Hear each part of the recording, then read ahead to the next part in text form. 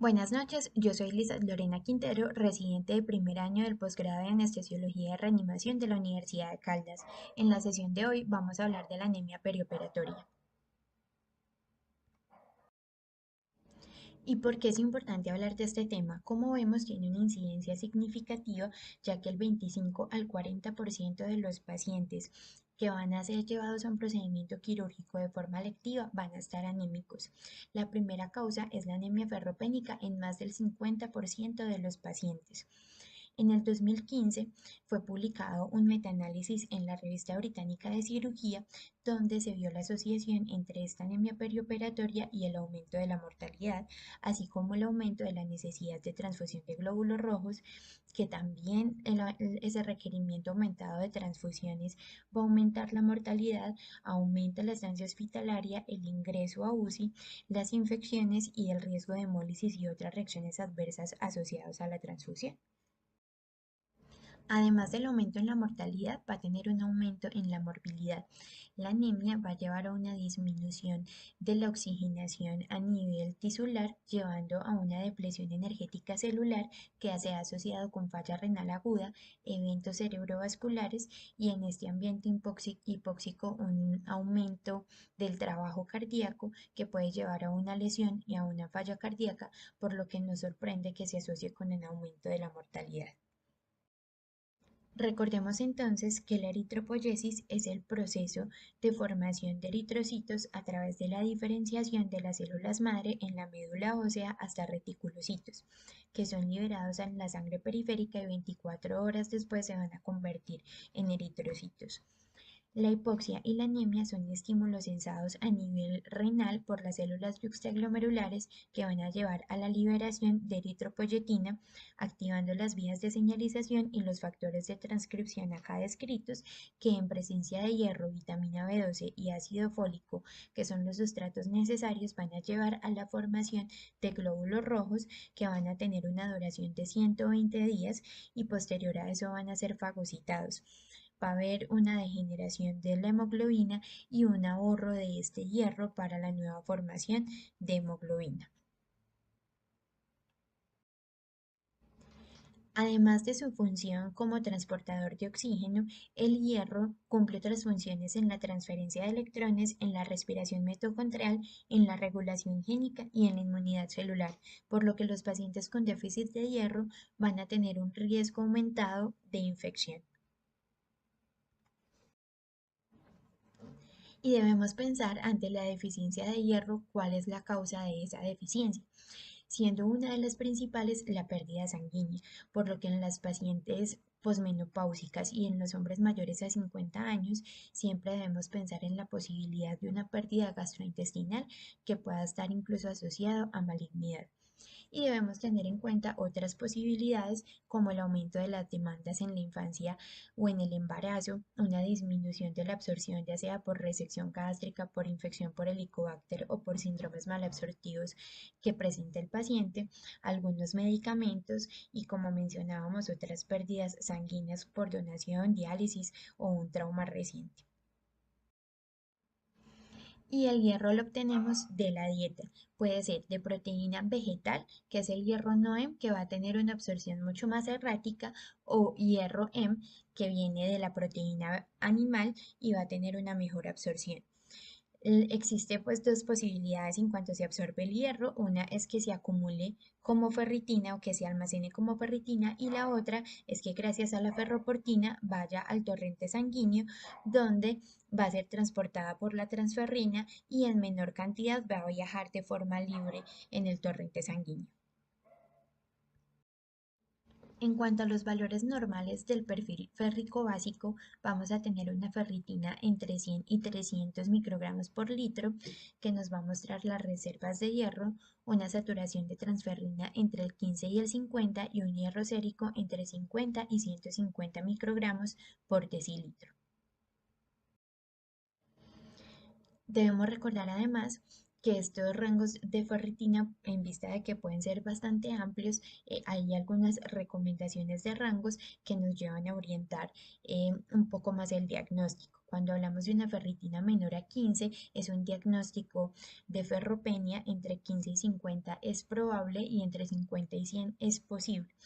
Recordemos que los valores normales son de 100 a 300, lo que una ferritina mayor a 100 lo hace poco probable. Y además debemos recordar que el hierro no tiene una vía de eliminación más que las pérdidas sanguíneas o la descamación celular, y que además se recicla, como mencionábamos, para nueva formación de hemoglobina, por lo que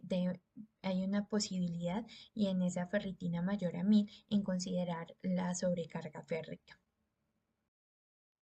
Recordemos también que la ferritina es un reactante de fase aguda, por lo que puede estar en concentraciones elevadas aún cuando hay depleción de hierro, y esto se debe a los efectos de la inflamación sobre el metabolismo del hierro. Cuando hay liberación de citoquinas proinflamatorias a nivel renal, hay una disminución de la liberación de eritropoyetina y por lo tanto de la estimulación para la eritropoyesis. Además, estas citoquinas van a aumentar el efecto de los macrófagos, aumentando la fagocitosis. A nivel hepático vamos a tener un aumento de la liberación de hepcidina, que va a llevar a la disminución de la liberación de hierro a través de la ferroportina, además de la disminución de la unión a la transferrina y por lo tanto de una disminución del hierro disponible para la eritropoyesis. Después de recordar esta parte fisiopatológica, vamos a hablar de este caso clínico, que es un hombre de 65 años con antecedente de hipertensión, osteoartritis y obesidad, que fue programado por ortopedia para reemplazo de cadera derecha por dolor a este nivel secundario a una artrosis severa. Su manejo farmacológico actual es con losartán y atorvastatina. Tiene un cuadro hemático con una hemoglobina de 10,3, un volumen corpuscular medio de 75 y una concentración de hemoglobina corpuscular de 25, con unas plaquetas de 200.000. Signos vitales entre límites de la normalidad. Entonces debemos preguntarnos si este paciente requiere estudios adicionales, si está anímico o no, y cuáles van a ser nuestras metas en el perioperatorio y la forma de optimizar este paciente. La OMS define la anemia como una hemoglobina menor a 13 gramos por decilitro en los hombres y en las mujeres de 12 gramos por decilitro. Se hace mención también en las embarazadas de una hemoglobina menor a 11 gramos por decilitro. Sin embargo, hay que recordar que el volumen circulante en las mujeres es más bajo, pero las pérdidas son similares en los procedimientos, por lo que tienen un riesgo aumentado de perder una mayor proporción de masa de glóbulos rojos. Y en los estudios donde se asoció esta anemia perioperatoria con mortalidad, se vio que cuando se tomaba este rango de 12 gramos por decilitro, las mujeres tenían un riesgo aumentado de transfusiones y de morbimortalidad, por lo que finalmente en el contexto perioperatorio hablamos de una hemoglobina de 13 gramos por decilitro independientemente del sexo.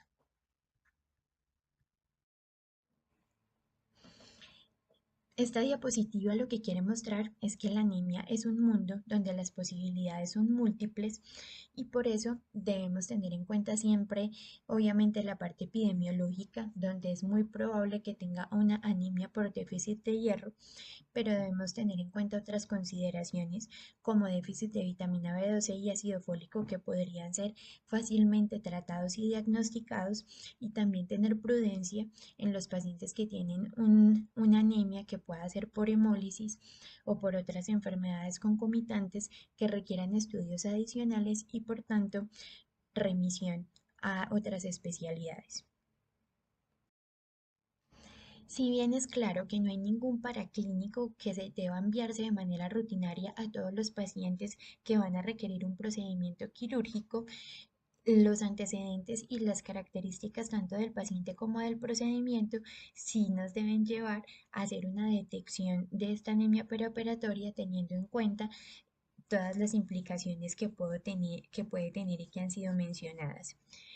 La detección ideal debe hacerse de 4 a 6 semanas antes de la cirugía. Hay que tener en cuenta los antecedentes del paciente, ya que nos puede hablar de pérdidas sanguíneas recientes, infecciones por Helicobacter pylori, incluso malnutrición o los pacientes veganos que, como vimos, ese hierro de proteína vegetal va a ser de más difícil absorción, o trastornos hematológicos que nos hablen de ese posible déficit de hierro y anemia. Además de las características del procedimiento, en cirugías con una pérdida elevada de sangre definida como mayor a 500 mililitros, como lo son las cirugías cardíacas, cirugías ortopédicas y algunas cirugías oncológicas o abdominales mayores.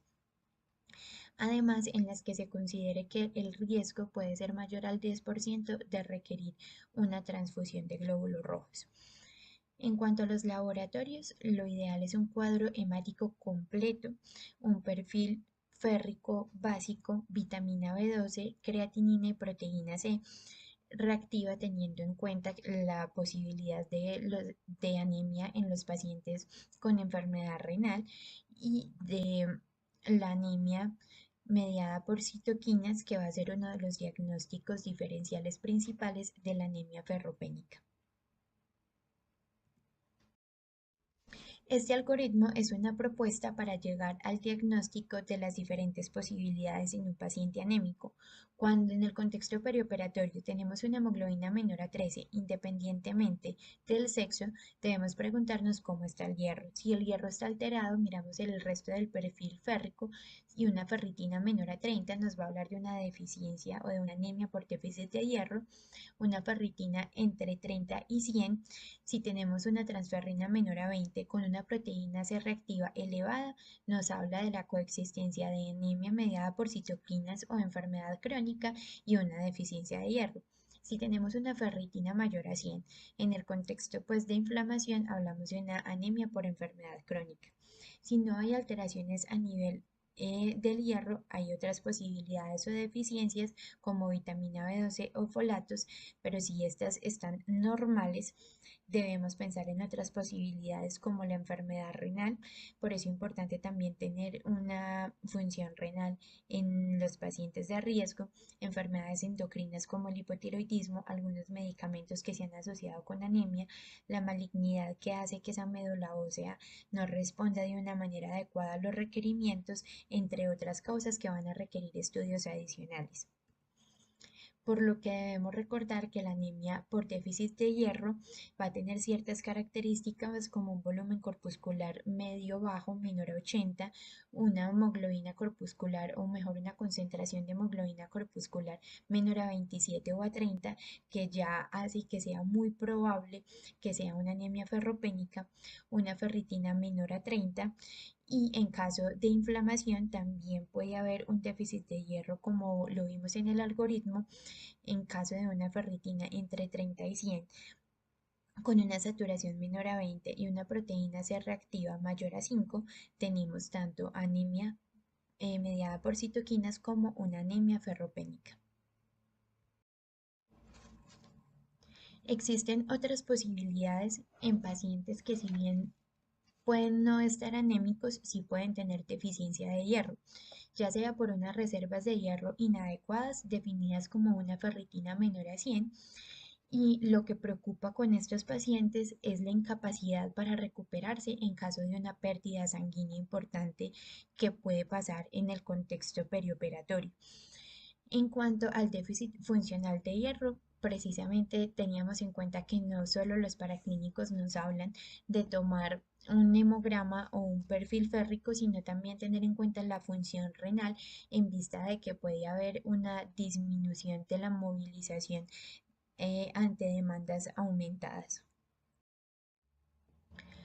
Una vez teniendo el diagnóstico de anemia por déficit de hierro en el contexto perioperatorio, estas son las opciones de manejo. El hierro oral se sigue mencionando en los artículos como la primera línea, sin embargo, como vemos, se requiere que la cirugía sea después de 6 semanas del inicio del tratamiento y generalmente estas valoraciones preanestésicas no se hacen con tanta antelación, además que la absorción intestinal es pobre, vienen tabletas de 300 miligramos, en el caso del sulfato ferroso, estas van a contener 60 miligramos de hierro como tal y además de esa absorción pues errática se asocia con intolerancia por síntomas gastrointestinales como náuseas, dolor abdominal y diarrea, llevando pues al abandono del manejo en algunos de los pacientes. En cuanto al hierro venoso, requiere menos tiempo para llegar a unos resultados pues adecuados. Es la primera línea cuando la hemoglobina es menor a 10 gramos por decilitro y lo ideal es que se haga de 2 a 4 semanas antes del procedimiento. En cuanto a los agentes estimulantes de eritrocitarios, a la eritropoyetina es ideal en la anemia por enfermedad renal crónica, en pacientes que han rechazado la transfusión o que han recibido múltiples transfusiones y tienen riesgo de múltiples aloanticuerpos. En general, cuando se requiere una optimización rápida, eh, en ausencia de contraindicación, es una opción dar eritropoyetina con hierro intravenoso. Hay otra posibilidad del uso de hierro y es cuando hay una pérdida de sangre imprevista, es decir, no era una cirugía ortopédica, oncológica o que nos hiciera pensar en una pérdida sanguínea importante, sin embargo, durante el intraoperatorio por alguna razón la pérdida fue mayor y hay una recomendación de dar 150 miligramos de hierro intravenoso por cada gramo por decilitro que disminuye la hemoglobina cuando la pérdida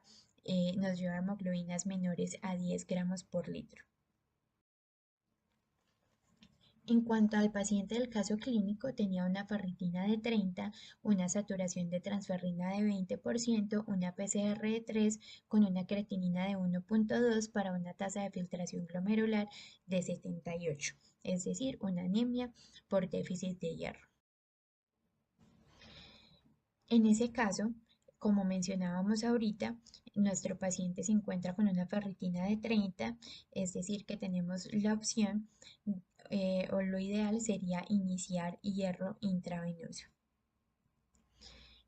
Y para calcular la dosis está la fórmula de Ganzoni que nos habla del peso corporal por el objetivo de hemoglobina, que como lo mencionamos es 13, menos la hemoglobina inicial del paciente por 2,4 más 500 miligramos que representa las reservas de hierro. En nuestro caso clínico, el paciente tenía 70 kilos, una hemoglobina de 10,3, por lo que requiere en total 104 miligramos de hierro. Entre las presentaciones disponibles en Colombia tenemos la carboximaltosa férrica y la sacarosa de hierro, con las dificultades que la sacarosa nos habla de una dosis máxima de 200 miligramos, mientras que la carboximaltosa nos habla de hasta 1000 miligramos o 20 miligramos por kilo, es decir, una infusión de dosis total. Es posible en este tipo de presentación. Se dice en general que por cada 150 a 200 miligramos de hierro intravenoso va a haber un incremento de 1 gramo, 1 gramo por decilitro de hemoglobina y esto se espera más o menos a las 2 semanas posterior pues a la transfusión e incluso antes. Existe la posibilidad, como mencionábamos, de tener una deficiencia de hierro sin anemia. En este caso, hablamos de una ferritina menor a 100 y hay una recomendación que, si bien puede ser controvertida, de una reposición de hierro cuando hay esta ferritina disminuida y se provee una disminución de hemoglobina mayor a 3 gramos por decilitro y esto básicamente buscando tener unas reservas de hierro mayores en caso de que se tenga una pérdida sanguínea considerable. Además, recordar que cuando tenemos hierro bajo, descrito como menor a 30 microgramos por litro, debemos pensar en pérdidas sanguíneas que generalmente son de origen gastrointestinal, secundarios a malignidad y requieren estudios gastrointestinales. Este contexto es de tener cuidado en vista de que si tenemos un paciente que viene presentando pérdidas sanguíneas como en una hemorragia uterina normal, pues lo esperado era que también presentara la anemia. Y si no es así, existe la posibilidad de que tenga una sobrecarga de hierro y que requiera estudios adicionales antes de pensar simplemente en una reposición. En cuanto a la anemia posoperatoria, la prevalencia en cirugía mayor es del 90% y debemos tener en cuenta que hay un proceso inflamatorio por esa injuria quirúrgica que va a llevar al aumento de la hepcidina y por lo tanto al secuestro de hierro. Las metas de transfusión siguen siendo, o los valores para indicar transfusión siguen siendo de una hemoglobina menor a 7 gramos por decilitro o en caso de los pacientes cardiópatas hemoglobina menor a 8 y obviamente individualizar el caso del paciente ya que incluso con hemoglobinas mayores si hay una sintomatología importante asociada a la anemia se debe considerar igualmente la transfusión. Y como vemos, si bien este paciente puede tener unas reservas de hierro adecuadas, no hay una disposición adecuada para la formación de eritrocitos a nivel de médula ósea, por lo que el hierro intravenoso parece ser una parte importante del manejo de la anemia posoperatoria en los pacientes asintomáticos y no infectados, ya que usar hierro intravenoso puede aumentar el riesgo de infecciones y debe evitarse en este contexto. Con esto concluimos. Muchas gracias.